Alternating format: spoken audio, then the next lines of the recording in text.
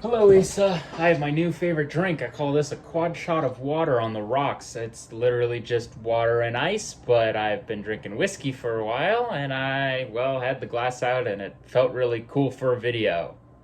Cheers! Last Thursday and yesterday, DougDoug, very good streamer that we both enjoy, did his annual fundraiser for the Monterey Bay Aquarium. Every year, he celebrates the birthday of one of their otters named Rosa, who this year turned 24, which is the oldest Southern Pacific otter ever, and I think the oldest living otter. And they just do a fundraising stream. He does a bunch of silly challenges and, whatever you expect a video game streamer to do with the goal of raising money. And last year, he raised $100,000. And this year, his goal is to raise $150,000. He sets a bunch of milestones up to that point. Basically, reach this mark, I'll do XYZ in the next year. It'll be fun, it'll be silly, it'll be goofy. Gets up to 150,000, and we've got a lot of steam left. And the $100,000, like you earned last year, will get us on the plaque next to Google under the title, the DougDoug community. Very entertaining. Right next to Google. That's impressive for just a guy on the internet. But everyone in the community, in the chat, notices that there's a level above the $100,000 level, the $250,000, the $250,000 level. And if we raise that much money, it would be on the plaque, not next to Google, but in the category above Google.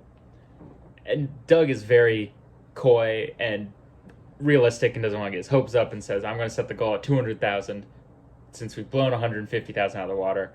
I don't know if we have the steam for it, right? Because people have been giving tons of money up to this point.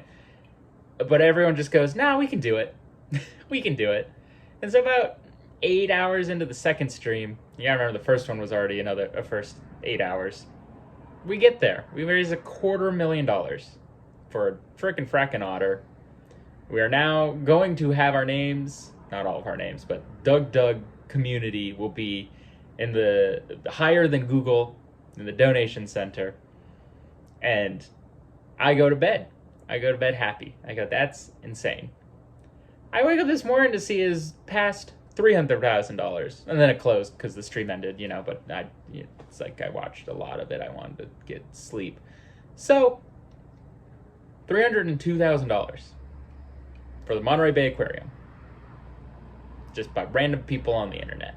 Now, will this be the coolest video on the internet summarizing DougDoug's rise to fame? No. This is my video to you, Asa. The old internet's not dead. The old internet's not dead. The Wild West days, the fun days where everyone was doing what they wanted and having fun, and it was just a way to get like-minded people together over something that you couldn't really do in the real meat world, as it were, is still alive and well.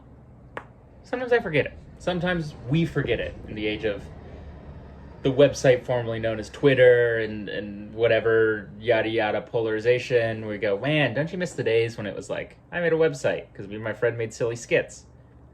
You don't have to. It's out there. I'd say DougDoug is one of the bigger ones. So maybe it's not quite like old internet, but man, there's communities out there that, will pick something and have a ton of fun and make a bunch of art together, and the spirit hasn't died. It's just the internet is no longer exclusively that spirit. And it was really cool to be reminded that it's still out there. It's not a world where the internet used to be this fun, cool place where you could do random things and whatnot and find community. And then that collapsed because now there's, everyone's on it and everyone's got opinions, and now it's been monetized to Timbuktu. But you can still find funky things out there. Like a bunch of people celebrating the birthday of an otter in California, raising almost $250,000 for charity. Nasa, I'll see you on Wednesday.